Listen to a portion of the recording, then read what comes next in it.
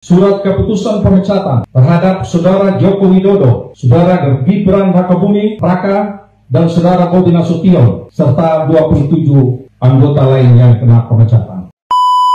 Drama pengumuman Jokowi dan keluarganya dipecat dari PDIP semakin membuat publik merasa nyaman dan menertawakan partai banteng tersebut. Kita bahas.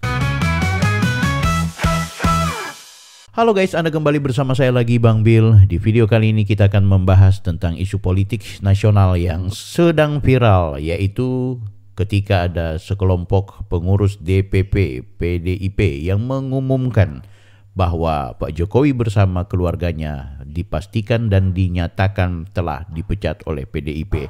Dan mereka juga membacakan surat keputusan dari Ketua Umum, yaitu Ibu Megawati. Dan ternyata bukan cuma Pak Jokowi dan keluarga, ternyata ada 27 juga anggota PDIP itu yang kemudian lewat surat-surat tersebut dinyatakan telah bukan lagi merupakan bagian dari anggota PDIP dan dilarang dengan tegas untuk melakukan aktivitas yang membawa embel-embel PDIP.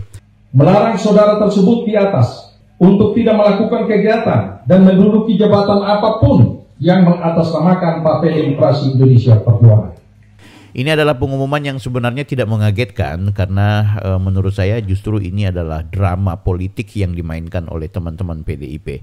Meski demikian, ini patut juga kita apresiasi mengingat selama ini tidak ada surat keputusan yang diproklamirkan atau yang tidak diperkenalkan kepada publik.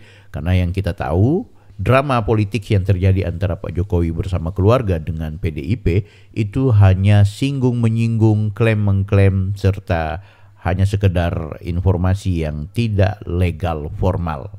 Nah, dengan adanya pengumuman kemarin, maka sudah tegaslah bahwa Pak Jokowi bersama keluarga bukan lagi merupakan bagian dari Partai Demokrasi Indonesia Perjuangan. Akad perceraiannya ya baru diputuskan hari ini. Artinya memang menunggu rangkaian pilkada selesai, Mas Burhan? Pertanyaannya, terus apa? Terus kenapa? Terus mengapa? Ini yang harus kita bahas. Dan sebelum kita lanjutkan, saya mau mengajak kepada Anda semua untuk jangan lupa like, comment, and subscribe.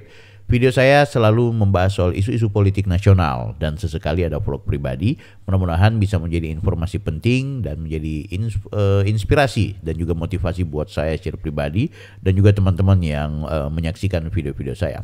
Selamat datang buat kalian yang baru saja bergabung bersama saya. Nama saya Taufik Wilfaki, Anda bisa memanggil saya Bang Bill. Mudah-mudahan kalau Anda sudah nonton video ini, jangan lupa juga untuk berkunjung di video-video saya lainnya. Oke guys, kita kembali membahas soal isu Pak Jokowi yang sudah dipecat secara resmi, secara legal, formal, bukan cuma sekedar bunyi-bunyian. Ya, untuk bicara tentang case pecat memecat ini kan sebenarnya bukan berita baru Mbak Cindy. Tapi kan juga setiap ditanya selama masa Pilpres itu selalu abu-abu. Sampai sekarang akhirnya surat pemecatannya baru ditandatangani 4 Desember. Kenapa tapi baru bulan ini? Apa momentumnya? Nah, pertama kita tentu harus belajar dari catatan sejarah. Kenapa kemudian Pak Jokowi itu sudah berjarak, setelah berjarak dan akhirnya tidak lagi sevisi, tidak sejalan dengan PDIP.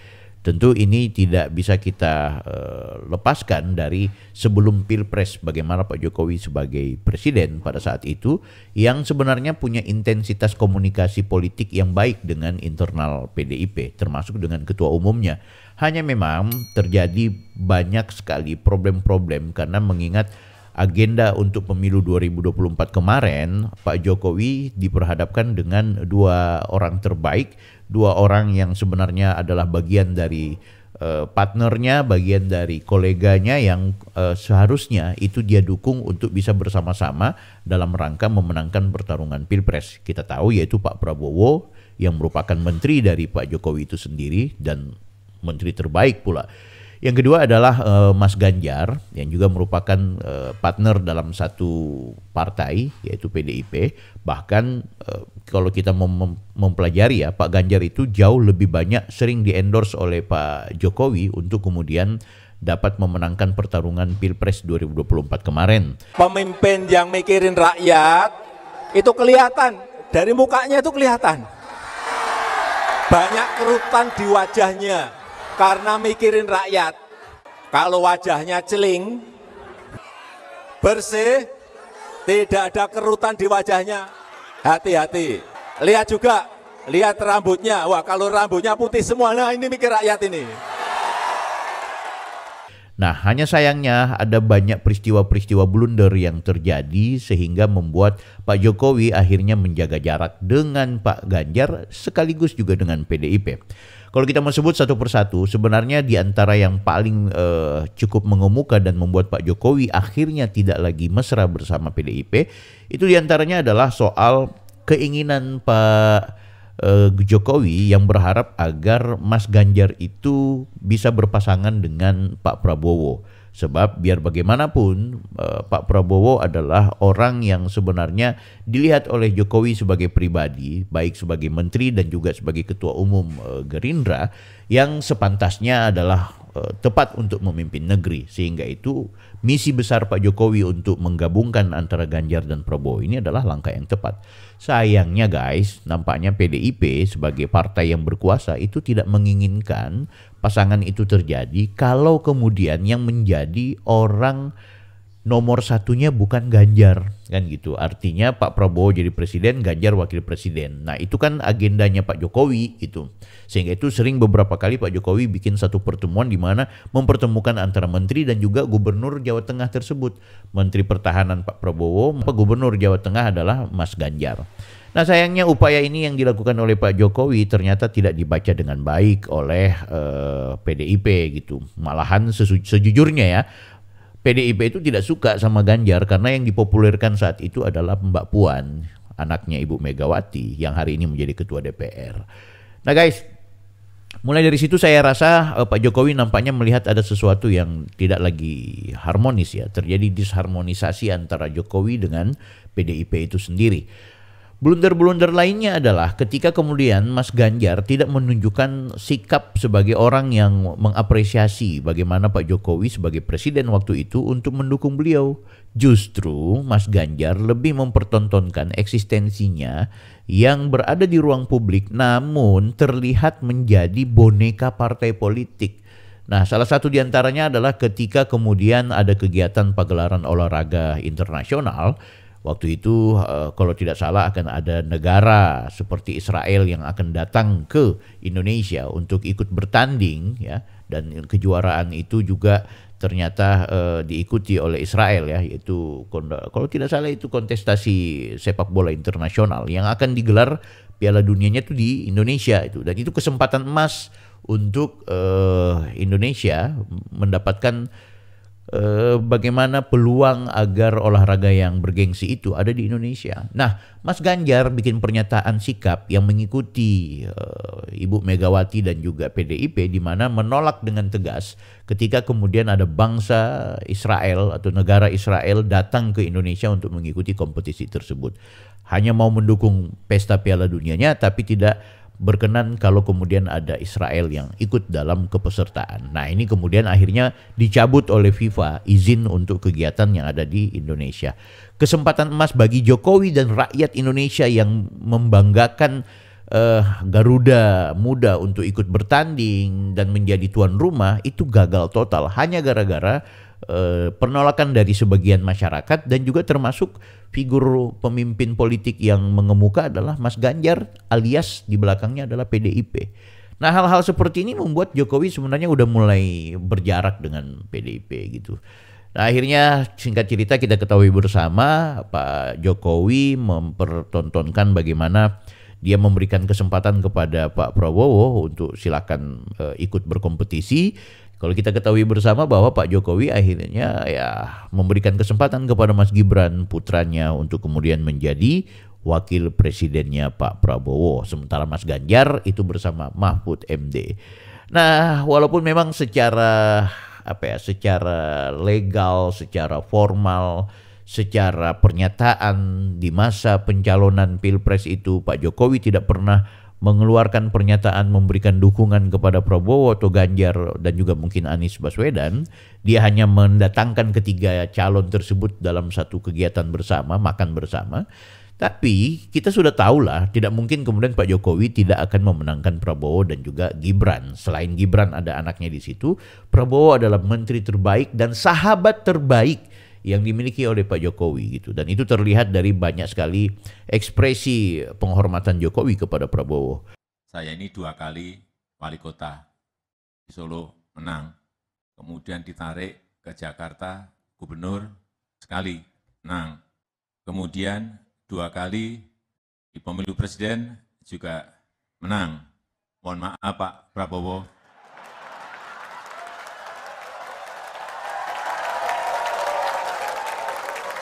Kelihatannya setelah ini jatahnya Pak Prabowo.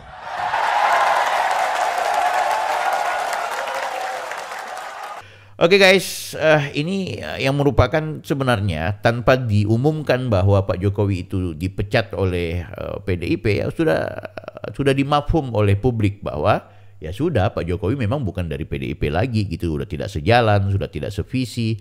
Terakhir adalah pagelaran yang terjadi yaitu di momentum pilkada. Nah, ini juga menarik, apalagi isu-isu MK Jokowi itu menjadi sasaran tembak dari PDIP ya. Jadi masalah MK baik di pemilu dan juga di pilkada, PDIP itu menyerang kepada Jokowi. Mulai Jokowi itu diisukan menyukai 3 periode, bikin perpanjangan kepresidenannya, jangan lagi pemilu, ditunda dulu. Jadi isu-isunya dimunculkan oleh teman-teman atau elit-elit dari PDIP bahwa Jokowi itu jahat, bla bla bla bla bla kan gitu. Tadinya PDIP yang mendukung dan membela mati-matian Jokowi itu udah mulai memperlihatkan mereka menolak, melawan, dan semakin memperjarak suasana dan situasi antara Jokowi bersama PDIP guys. Oke, selanjutnya kalau kita mau belajar sejarah lagi, situasi terkini, kenapa kemudian PDIP semakin melebar dengan Jokowi adalah momentum pilkada kemarin yang saya bilang tadi. Di mana dengan tegas Jokowi tidak satupun memberikan dukungan kepada kandidat kepala daerah yang bukan berasal yang berasal dari PDIP. Jadi yang didukung adalah justru bukan dari PDIP. Justru dari PSI, dari Gerindra, dari Golkar, sementara yang diusung oleh PDIP, Jokowi tidak memberikan endorsement-nya gitu. Kalaupun dia memberikan izin dan penghormatan kepada Pramono Anung waktu untuk pilkada di Jakarta, tapi dia tetap justru terjunnya bersama Ridwan Kamil, walaupun akhirnya Pramono yang menang gitu. Jadi sebenarnya antara Ridwan Kamil dan Pramono yang menang itu adalah Jokowi gitu, karena Pramono dengan Jokowi tidak seperti hubungan Ganjar dan elit partai PDIP yang lainnya gitu. Karena Jokowi dengan Pramono itu justru punya hubungan yang baik. Pramono sampai dengan akhir masa jabatannya kecuali dia yang mengundurkan diri, dia diberikan kesempatan oleh Pak Jokowi, sementara kayak Yasona ya itu menteri hukum ya, dan juga beberapa menteri serta elit-elit PDIP itu diberikan semacam spasi dari Pak Jokowi, bahkan dipecat, digantikan, direshuffle gitu. Ya, ini menarik. Nah oke guys, sekarang coba kita pelajari. Ketika juga Pak Hasto mengatakan bahwa Jokowi bukan lagi merupakan bagian dari keluarga besar PDIP, ya udah jelas gitu. Publik udah sangat tahu, dan malahan sekarang kan kita sedang menghayalkan Pak Jokowi itu bagusnya di partai politik mana. Ada yang mengusulkan di Gerindra, ada yang berharap beliau masuk di Golkar, ada yang juga berharap beliau masuk di artinya bukan masuk ya, membuat partai politik sendiri. Entah projonya dijadikan partai atau membuat partai sendiri gitu. Walaupun semua usulan opini-opini ini juga menarik untuk kita bahas. Ada juga yang justru menginginkan kalau boleh dia masuk PSI. Kenapa PSI? Ya kita lihat kehebatannya Jokowi, mampu nggak dia besarkan partai politik yang kecil itu. Ya kan? Kenapa PSI? Karena di situ memang ada Kaisang. Daripada dia berseberangan dengan Kaisang, ya kan? Daripada dia di partai lain yang akhirnya memperebutkan elektoral yang bersaing dengan anak sendiri, mending bersama anaknya gitu kan. Tinggal nanti PSI itu akan menjadi partai besar atau tidak. Nah itu tergantung kemampuan. Nah, kalaupun nanti ada kontestasi politik di pemilu 2029, ya nanti kan koalisinya dengan partai-partai besar. Apakah kemudian secara otomatis ketika Jokowi membuat partai politik atau masuk di partai politik tertentu, Gibran yang hari ini menjadi wakil presiden akan masuk di partai itu? Ya kita tidak tahu guys. Tapi kalau kita mau bicara hitung-hitungan, kadang-kadang usulan orang tentang dia masuk PSI, kalau memang mau mengembangkan dan membesarkan partai politik sekaligus mau menguji kepada Pak Jokowi sebagai apakah dia pemimpin besar, Kan kalau mau mengujinya di situ, kalau memang betul-betul dia akan jadi pemimpin besar, maka PSI akan besar juga kalau memang beliau sudah hadir di situ gitu. Atau lebih baik beliau tidak usah berpartai politik. Beliau menjadi milik bersama, menjadi bapak bangsa, menjadi konsumsi semua orang gitu. Nah, ini kan menarik. Tapi semua punya hitung-hitungan guys. Kita tahu semua punya konsekuensi. Yang jelas selamat buat Pak Jokowi. Intinya ada 80% lebih masyarakat Indonesia yang mengucapkan selamat setelah dipecat ya, karena pemecatan PDIP secara legal formal ya itu adalah satu bentuk perayaan kemerdekaan bagi rakyat Indonesia, di mana Jokowi benar-benar sudah bebas dari kebelengguan partai politik yang selama ini menjadikan Pak Jokowi sebagai boneka. Namun Pak Jokowi tidak bisa menjadi boneka partai tersebut. Dia tidak mau menjadi orang yang takluk kepada kepentingan dan kekuasaan atau agenda politik praktis tertentu dari partai politik yang memang membesarkannya. Itulah kehebatannya Pak Jokowi. Dia tidak mau ditenggelamkan oleh partainya sendiri, karena Jokowi milik bangsa Indonesia. Jokowi kepala negara waktu itu. Dia bukan miliknya Partai Demokrasi Indonesia Perjuangan. Meski demikian, Pak Jokowi bukan orang yang tidak melirik dan tidak melihat PDIP. Faktanya, kemenangan Jokowi justru juga bagian dari kemenangan besar bagi PDIP selama 10 tahun yang lalu guys. Kalau Anda kurang berkenan dengan pikiran ini, silakan Anda berkomentar, silakan Anda catat-catat, silakan Anda mengeluarkan pernyataan, kritik, Anda mau mengeluarkan pernyataan atau pertanyaan apapun, silakan tulis di kolom komentar. Saya Bang Bil, Offside.